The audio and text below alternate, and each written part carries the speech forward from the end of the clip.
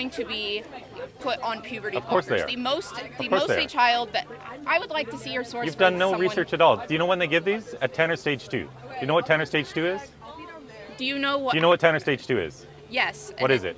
It's when it's the second stage of sexual development. And what age are these children? That depends. 9, 10, 11? For girls, this is when their breasts have first started to form. It's about 2 years before they've had their period. So for them, they're going to be like 9 or 10 years old. For boys, they're going to be about a year later. And the whole point of giving these kids these puberty blockers is so they don't enter into puberty, because that would be too traumatic. If I were to steel man your argument, it would be, well, we must give kids puberty blockers at the earliest possible opportunity. Otherwise, they would start to appear more like their sex. And then they won't pass as well when they're an adult. And this would be traumatic for them. Okay. So they give these to kids at 10 or stage 2. So that is 9 or 10 or 11 You years think old. that's too young? Yeah, I mean, they still believe in Santa Claus at that age. You think that's totally fine for them to make that decision? So a as second child? ago it wasn't happening. Wait. A second ago it wasn't happening that they were giving these to 10-year-olds. I 10 don't seconds agree later that it it is happening and it's good. Is that your position? I don't agree. You said a hypothetical in that. It's not a hypothetical. According to me, if everyone was given that, okay. You were denying that was happening, though. Why was that? It isn't happening. You're putting words in my mouth. I can show you a video right now from the president of WPATH where he talks about all the boys who were given puberty blockers at 10 or stage 2 If it were have happening, never would had that an be a bad orgasm as thing? an adult. Yeah, if it were happening, would that be bad? That entirely depends on the context in which it's happening.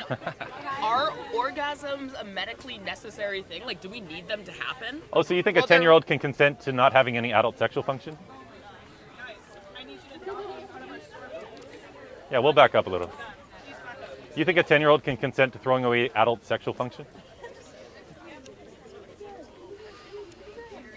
Like, what do you want me to say to that? The truth?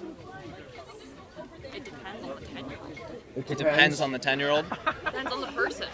Oh Not my everybody gosh. wants sex. But there's another issue here. This isn't 1 out of 10 or 20 or 30,000 anymore. It's 300,000 kids in the United States have been diagnosed with gender dysphoria. Those are official diagnoses for like insurance purposes.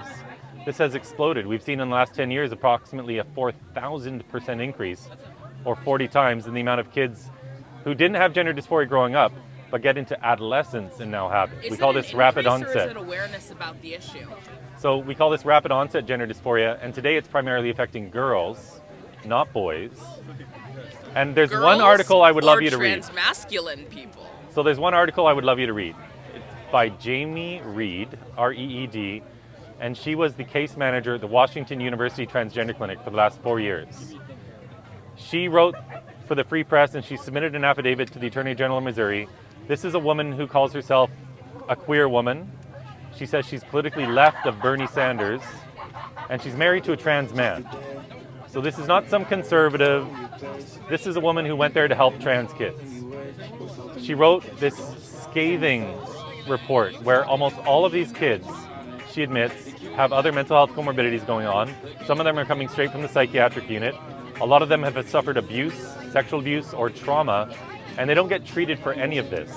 They just get affirmed only, and on their very first appointment, they're getting puberty blockers across sex hormones. Wait, I'm kind of confused. Sorry, I'm like kind of lost right now. It's okay. It's That's okay. all right. It's complicated. All I'm really saying is a lot of the times these kids have other things going on. They're struggling. Do you remember being 10 years old? No, because I do. Your trauma. Because of people like I you. do. Yeah. I remember being 10. I was old enough to know a lot about real world problems. You know why? Why? The first time I tried to kill myself, I was 10 years old. The first time I got sent to treatment, I was 10 years old. The second time I got sent to treatment, I was 15. I was in treatment for 2 years.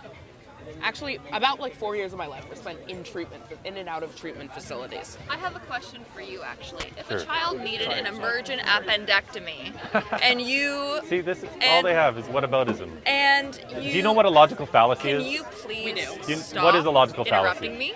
What is a logical fallacy? Oh my god. You were talking I am first. talking. I am It's a literally total waste talking. of time. Oh my You want to God. make this about appendicitis now. But you rely on a medical professional That's a to medical make... condition. Oh Is my pu- God. Is And puberty a medical intersexism? condition? And gender dysphoria? Is puberty a medical condition? Yes. Natural puberty is a medical yes, condition. Yes, it is, because it is a medical process. Puberty is a medical process. Yes, it is. How so? Because it relies on chemicals to help Is the breathing a child. medical process? Yes. Is your heart beating a medical process? Yes. I think they So everything's a medical process. I think what you mean is a biological process. And what field of study does medicine No, take place So in? are you using the word? Are you using the word biology as a synonym for the word medicine? This is about making lifelong decisions.